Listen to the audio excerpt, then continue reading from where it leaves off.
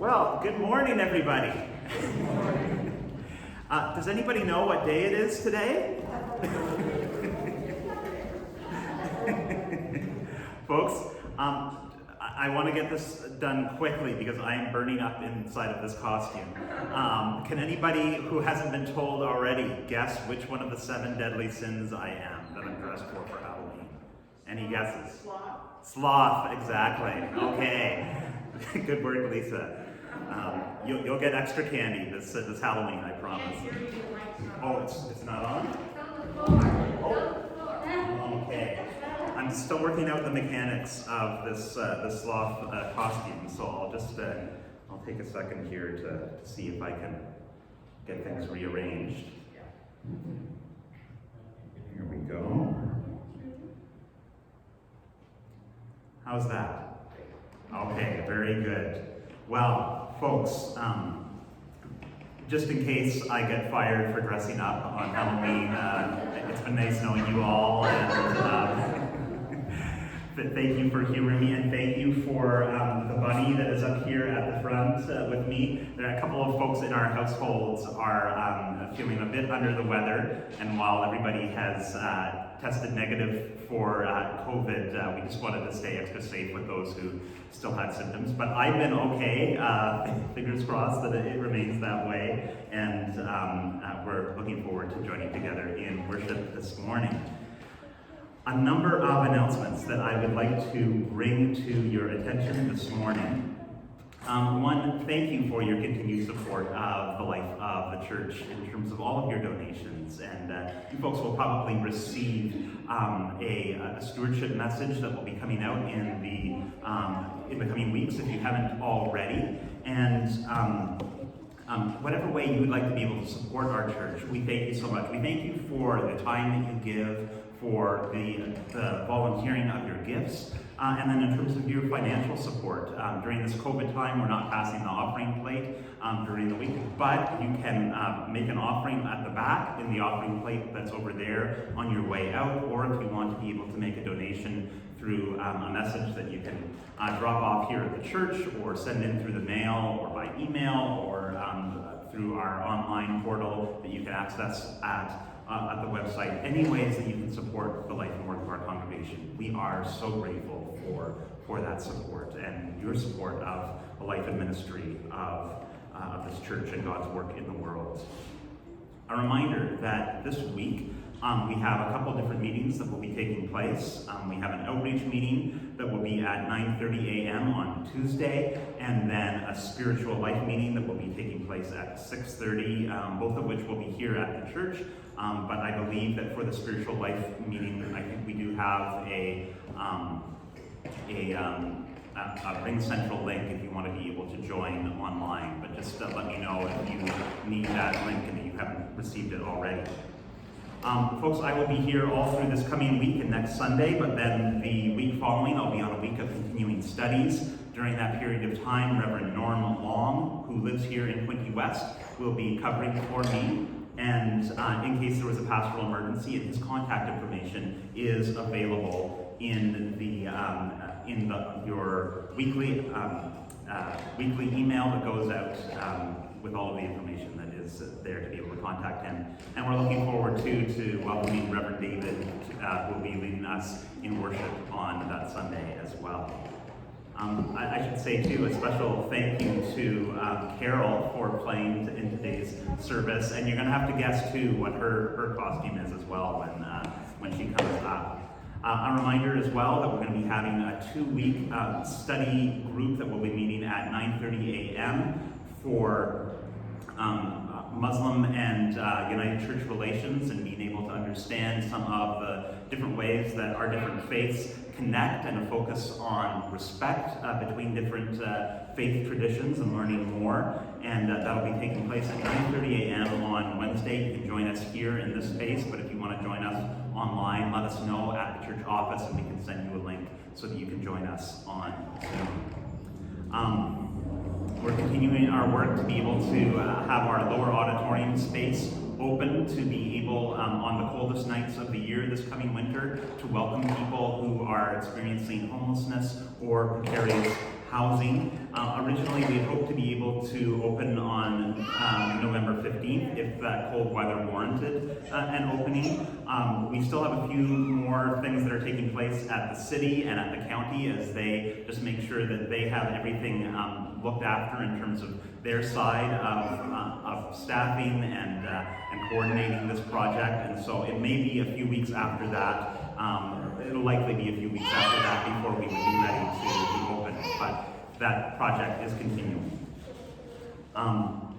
And another announcement as well, we continue to have material laid out from the middle auditorium. A lot of heritage items that came from the 3 different churches, United churches that made up this Trenton United Church several years back. And if you're interested in looking at some of that historical material, and if you'd like to be able to keep some of that material, you are welcome to drop by and have a look and see if there might be something that would be important for you. Of course, all the documents that we need to keep have already been documented, but you are welcome to come and have a look in the next few weeks, because if we don't have an interest in any of those items, then likely they will be going on to, well, not meet their maker, but they will no longer be here in our church space.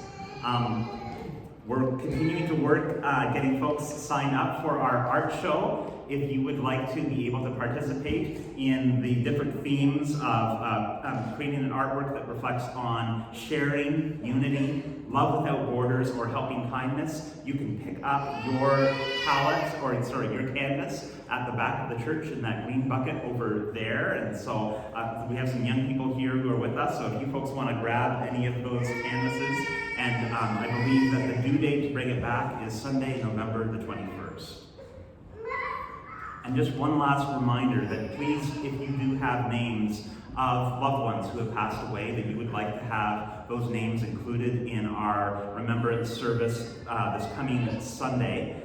Please have those names into us by Tuesday of those who may have passed away over the past year. And we have all the names of those who are members and parents at our church who passed away this past year, but there may be somebody from your family or a loved one that you would like to have their name included. And so please feel free to contact us at the office to let us know.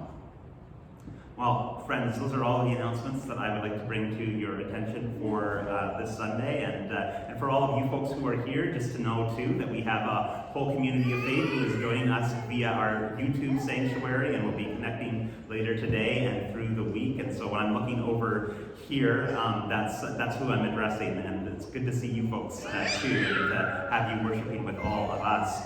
So friends, I'm going to invite you to rise as you feel able. Please stay in your seat, but to turn to one another and greet one another with a sign, Christ peace.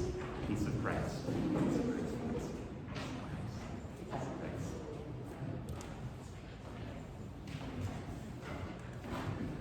Please be seated. And friends, a bit of a different candle lighting prayer for this morning from the poetry of Longfellow. I'm going to, that's been adapted from the poetry of Longfellow, I should say. I'm going to invite you to join me in our responsive candle lighting prayer. God beyond our knowing, as the moon from some dark gate of cloud throws o'er the sea a floating ridge of light.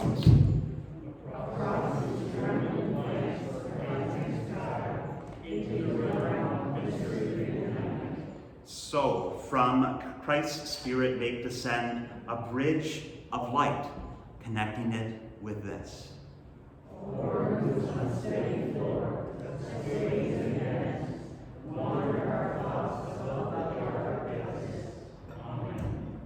Amen. Well, friends, sorry, I'm still having a bit of issues here with my sloth costume. Who would have thought that something like this would occur? I'm just going to get this reattached, but we're about to sing our opening hymn, which is Come Touch Our Hearts, which is number 12 in More Voices. So let's sing verses 1, 2, and 3 together.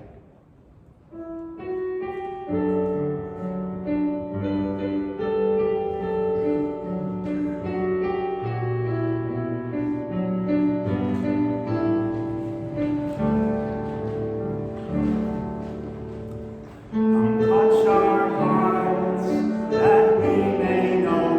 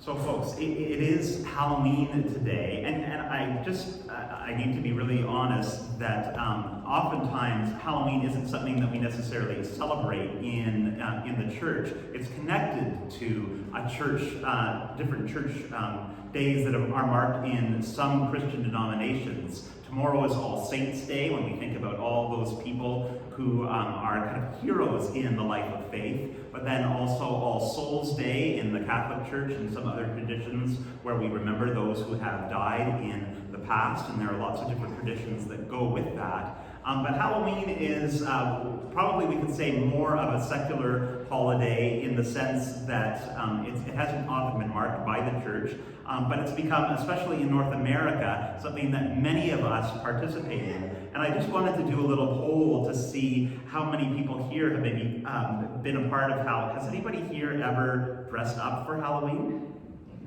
Okay, a few people have dressed up for Halloween. You dressed up, okay. How many people here have got candy or given out candy on Halloween? Okay. How many people today are planning on getting dressed up for Halloween? Some of the people who are already dressed up and who are in the sanctuary are going to go in like, duh, we're already here. Does anybody have any special meals that they eat on Halloween?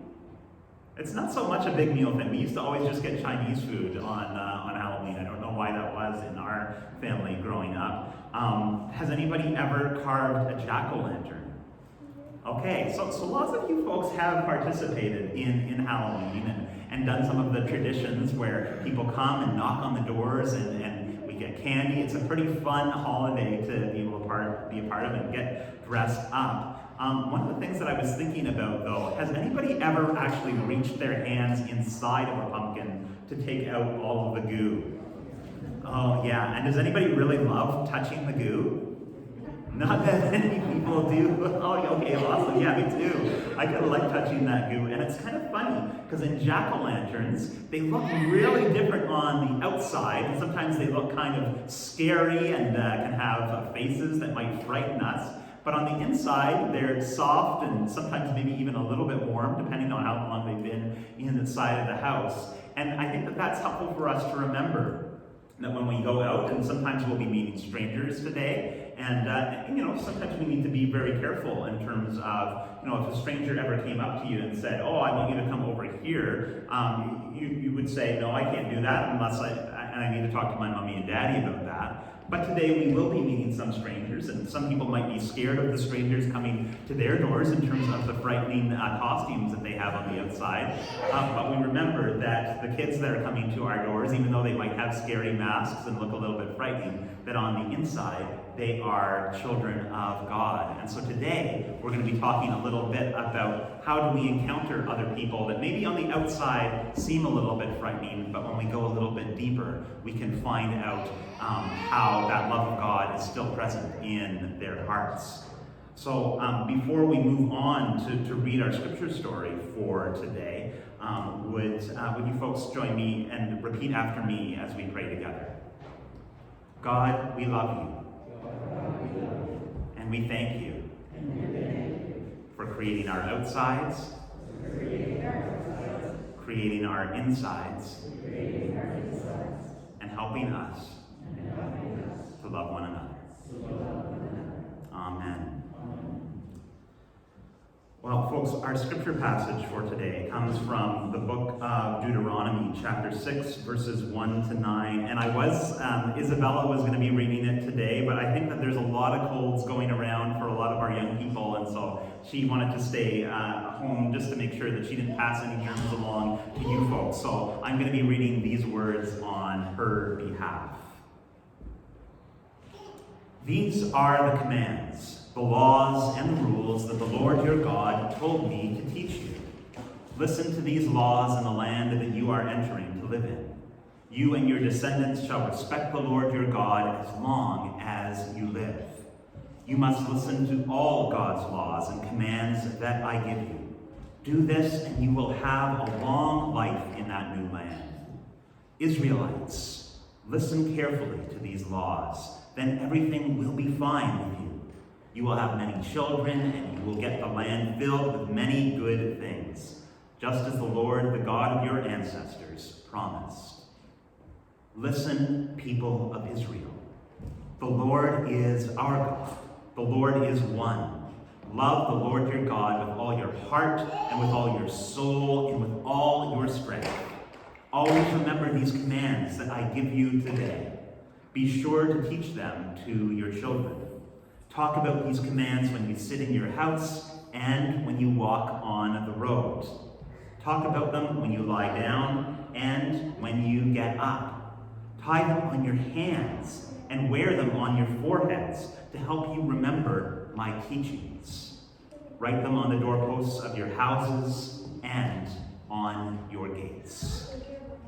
May God give understanding to this reading as Dianne and Carol lead us in our ministry of music. But before they do, can you folks guess what Carol is? It took me a second to realize. Woohoo! Go ceiling! Woohoo! Go ceiling! Yay, ceiling! Can anybody guess what Carol is? Ceiling fan. Ceiling fan. Oh wow, 2 for 2. They said that. Good job. I didn't get it at first.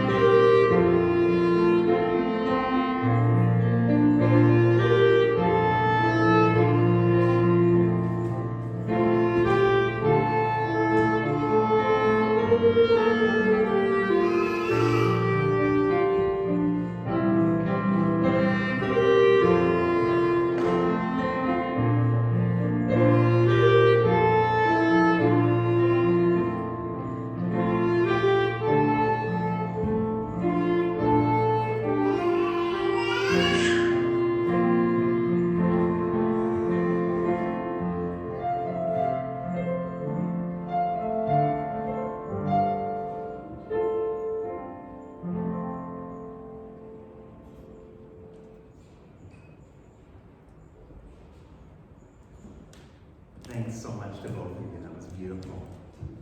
And actually, Diane, I feel like, could you stand up to show your costume for folks, just in case? And I'm a blessing in disguise. Diane's a blessing in disguise. She's got two Holy Ghosts here to remind us of the presence of the Holy Spirit. And actually, does anybody else over here on this side want to show their costumes? Are you, no? Okay, Betty, do you want to?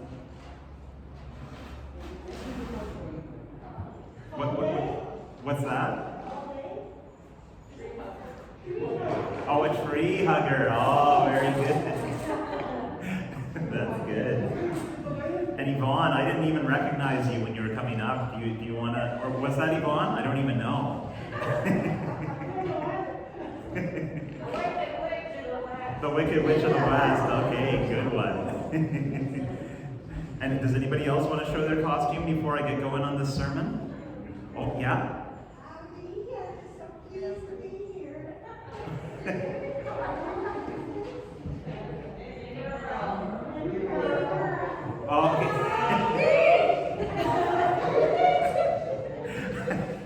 You know what? I think I might have missed the reference, but I love the costume. That is really good. We have some costumes down here too. Good work, folks.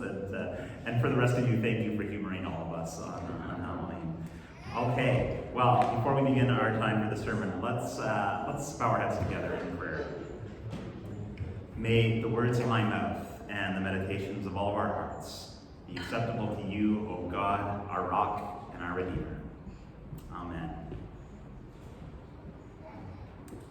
So folks, today I want to talk to you about a very special place. A lot of the time on Halloween we think about candy, and I want to show you one of the top places where our family gets candy. And if you want to look, you can see right up here. Is anybody familiar with West Street Variety? Yeah? Is anybody? The corner store, exactly. The bunny up here was reminding me that this is our corner store where we get slushies and chocolate bars. It is literally just around the corner from where we live. And what else do we do there every school day?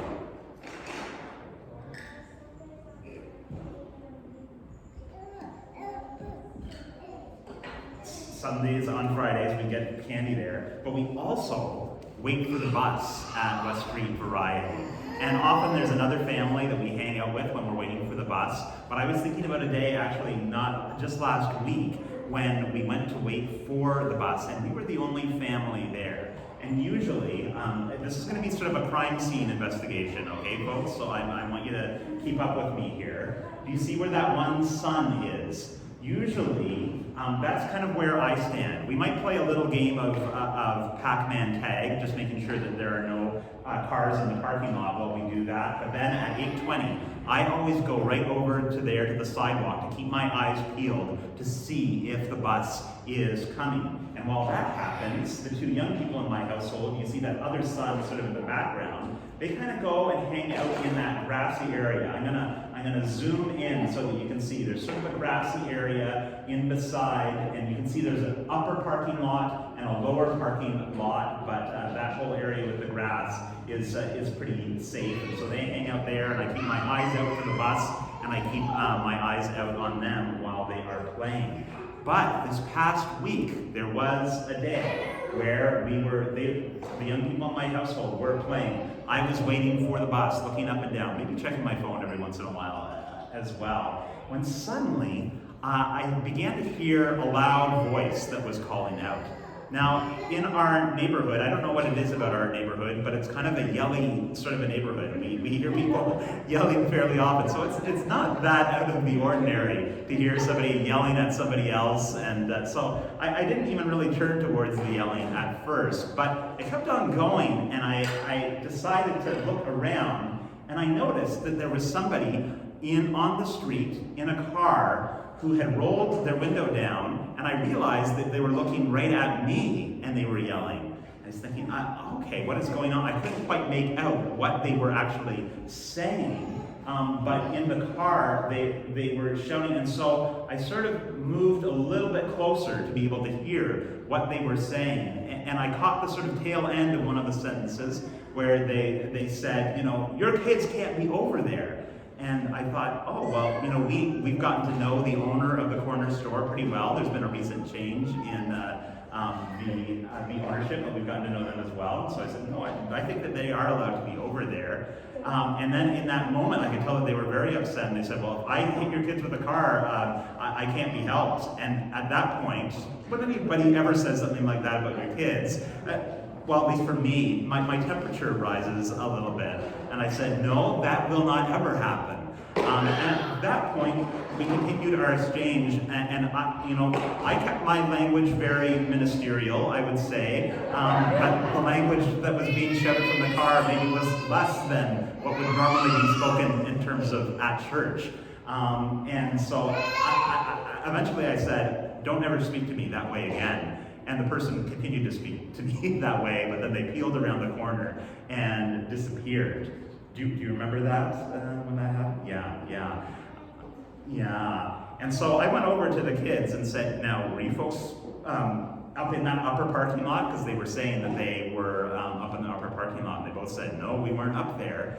And I tried to figure out what to do, but the bus came and they hopped on the bus. But I have to admit that all through the rest of that day, that exchange was on my mind. That sense of kind of lightning bolts being directed towards the young people in my family. And I felt upset and I felt angry, and when I got home, I wrote down everything and sent it to myself in an email in terms of what happened in case I ever had to make a police report, and I planned about how I would go back and photograph the license plate of any vehicles that were there. And just thinking about the exchange, I ended up thinking well, what if this person confronts me again, and what would I say? And what if they have friends who are even meaner? What if they're part of the Trenton Mafia that we're always hearing about? And,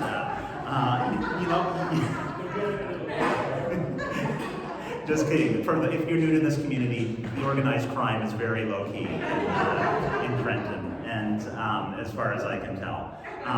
And so, but do you ever get into a situation where you have something where somebody might have been angry at you, and then it kind of gets bigger and bigger in your mind, and that ends up being almost the only thing that you can think about? And by the time the evening time rolled around, it was still on my mind. But I don't know if you remember a few weeks back, I was talking about how I got a bit corrected in terms of my prayer practices by one of the young people in my family. And so we were about to do our bedtime prayers. And at that time, we've been starting to say things that we feel sorry about in our prayers, and also praying for other people. And so in my prayer, I said, I feel a little bit sorry that I've been thinking maybe not so nice thoughts about that person who was talking to us this morning. And we also prayed for that individual, that there could be a chance for reconciliation, or at least that God's love could come to be there present for them, because they had seemed pretty upset. And we did have a conversation about really making sure not to go and play in areas where cars are going back and forth. It's important to be able to invite God's love into places where there are conflict in our lives, and always to be able to focus and bring our hearts back to that sense that God is very much real and at work, and that we are called to express that love to God as well. Today, in our scripture passage for the day, we heard about a reading that is very important in terms of our life of faith. Jesus talks about parts of this commandment as being part of the most important commandment. And I'm just going to bring those words up again for you. Hear, O Israel, the Lord is our God, the Lord alone. You shall love the Lord your God with all your heart and with all your soul and with all your might. These words are also really important in Judaism. It's a prayer that is often called the Shema, and is used at very key points in the life of faith of the Jewish people. And it goes on to say, bring these words into every part of your life. So keep these words that I am commanding you today in your heart. Recite them to your children, and talk about them when you are at home, and when you are away, when you lie down, and when you rise. Bind them as a sign on your hand. Fix them as an emblem on your forehead, and write them on the doorposts of your house and on your gates. I remember attending a Bible study where a rabbi came when we were living in Halifax and he came to speak to us, and he actually showed us the items that he would call phylacteries that he would attach to his arm when he was praying that contained those words. And for those of you who might have friends in the Jewish faith, you may have noticed that sometimes when you go to people's houses who practice the faith of Judaism, that they have on their doors something called a mezuzah. Now that's not every part of the Jewish faith that practices this, but many do. And the mezuzah is a small, long box, and you can see it there in terms of what it looks like. It doesn't have to be as colorful as that one, but it contains those words of the Shema, focusing on that the Lord God, our God, is one, and to love God with every part of who we are. And the idea is to bring that sense of love into every part of our lives. We know, though, folks, that it is difficult to do that, to bring that love when we get to the point where we feel very angry at someone. But I love this idea of having it there on the doorpost, because the doorway is a symbol both of when we go into our home, hopefully a place that feels safe for us in terms of our everyday lives, and a place of welcome and hospitality, that we welcome God into our lives as well. But also when we go out to meet those in the wider world, when we are going out from our homes, the idea of touching it and knowing that God is there on the road and there in the stranger, even the strangers that can be difficult for us to be able to face in our everyday lives. And while we know that Halloween isn't necessarily part of the Christian calendar, on nights like tonight where there might be trick-or-treating and people going to one another's houses and meeting strangers, there is this sense that when we go to our door, we are greeting those who, while they might look scary, are still children of God and worthy of God's dignity and worthy of God's love. I want to take you back to my crime scene investigation. Is that okay if we go back? Because the next morning when we went, we headed back to our regular places of gathering, although I have to say that I really reminded the young people in my household, I'd say don't even go anywhere near that parking lot. I want you to be careful. And I saw idling in the parking lot that same vehicle of the person who had come up and spoken to me. And the windows were tinted, so I couldn't be 100% sure. But I walked up to that grassy area, and I did take out my phone, and I photographed the license plate of this car, just in case. But I could hear it idling, but the person didn't come out. I went back to my post where I usually stand, and then one of the other parents who wasn't there the day before came up. It was another dad, and I told him what had happened, and he said, well, I'm not very impressed with that. But the bus arrived, and our kids got on the bus, and then what happened next was very interesting. The car that was idling pulled around right up to where I and the other dad were, and I kind of did a little wave. And I was kind of steeling myself for another berating. And the person came out of the car and they said to me, I want to apologize for what I said yesterday. I shouldn't have gotten so angry. It's just, I really do care about kids. And I had a friend who at one point lost a child where their 2-year-old child, had been injured in a parking lot. And so whenever I see kids around, I want to make sure that they're safe. But I am sorry about what happened. And I was honest. I said I was a bit taken aback by what happened yesterday. But I want you to know I did talk to my kids to make sure that they stay out of the way of any cars. And I appreciate that you came up and said these things to me.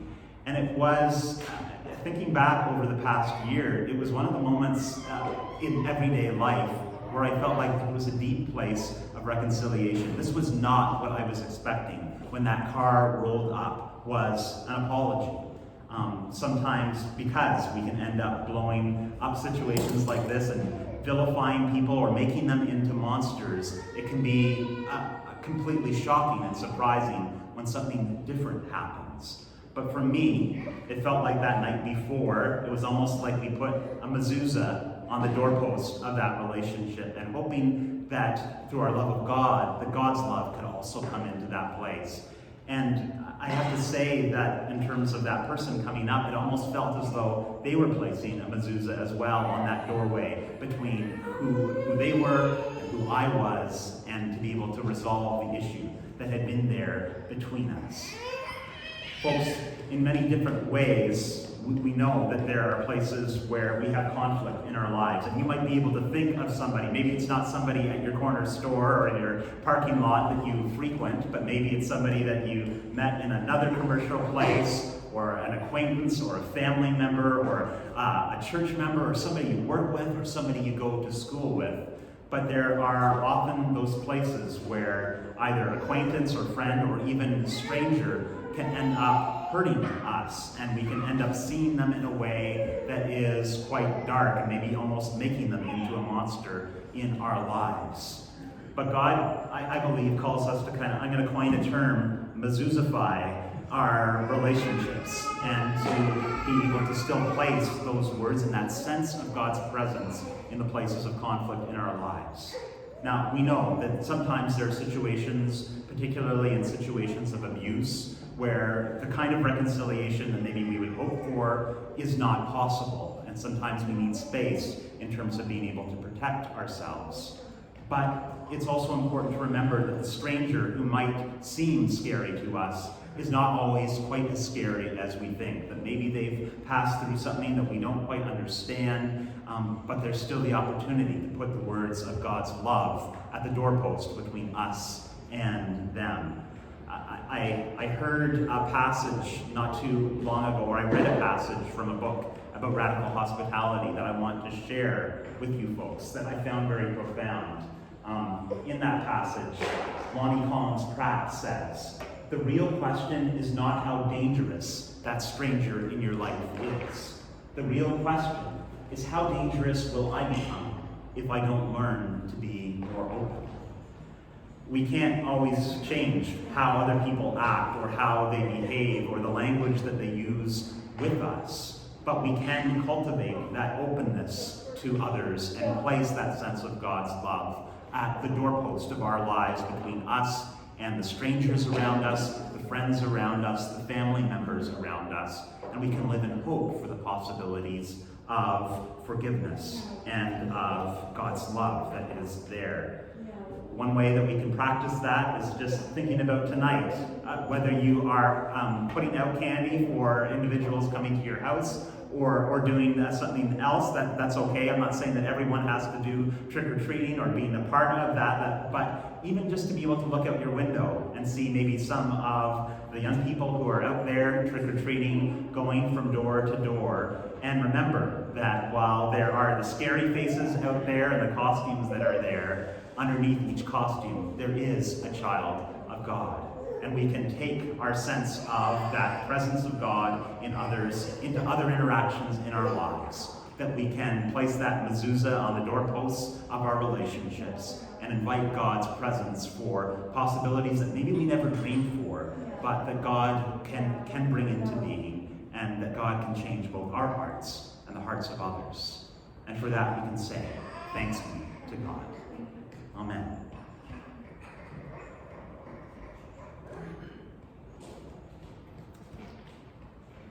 Friends, this Sunday, today, begins a whole process with the United Nations in Glasgow, where strangers from across the world are coming together to plan about how to respond to the crisis of climate change in our world. And so as that United Nations Climate Conference, COP26, begins in Glasgow, let us bring our prayers to God, who created the earth and all within it.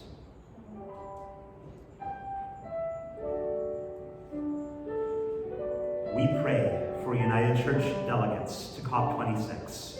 God grant them wisdom to make decisions which respect the earth and all that live in it. We pray for the church. May we speak and act together as we urgently work towards good stewardship of your creation and your presence in all living things. We pray for the world, the interdependence of all living things, the beauty and flourishing of the planet plundered and misused for generations by human activity. May we all, through our actions, help repair the harm we have caused. We pray for the peoples already facing droughts, floods, and storms. God grant them strength and hope for the future as they work to adapt to the changing climate. We pray for our congregation and our local community, that through your grace we may examine our environmental impact and make choices for the common good. O God, who calls all people to justice and care for the earth, hear and answer these prayers as we lift up the words that Christ taught us, saying, Our Father, who art in heaven, hallowed be thy name. Thy kingdom come, thy will be done on earth as it is in heaven. Give us this day our daily bread, and forgive us our trespasses, as we forgive those who trespass against us. And lead us not into temptation, but deliver us from evil. For thine is the kingdom, the power, and the glory, forever and ever. Amen. Friends, before our closing hymn, I'd like you to request or to pass on to prayer requests that have been given to me. I know that Doug, this past week, that you lost someone very special to you and your older sister, and that you were all right for me to let the congregation know. So we're keeping you and your whole family in our prayers. And also, not all of you may know, but Betty Garvin right now is in hospital, and I had the chance to see her on Friday night, and she wanted me to ask that to let all of you know that she loves you all very much and is praying for you, and I'll ask that all of us can continue to pray for Betty Garvin as well during her time there in the hospital. Let's join now in singing Voices United, number 633, Bless Now, O God, the Journey.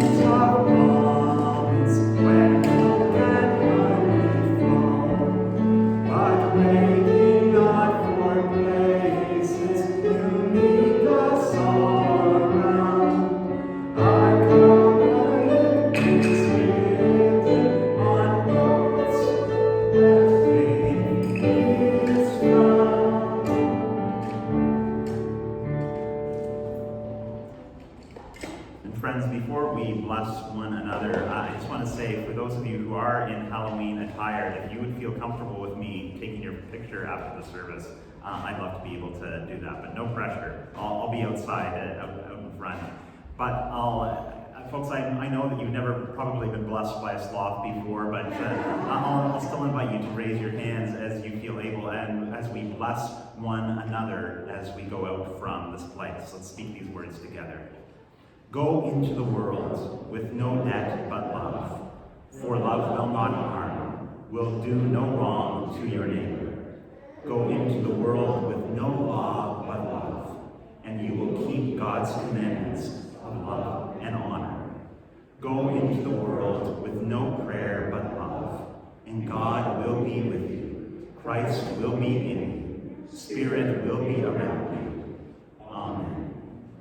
And friends, as you go from this place, know that whoever you encounter and whatever conflicts might be there, that at the heart of every human being is that precious gift of God's love and human dignity that is there. Go out and honor in whatever ways you can that love that is present, and be Christ's people of peace. Amen.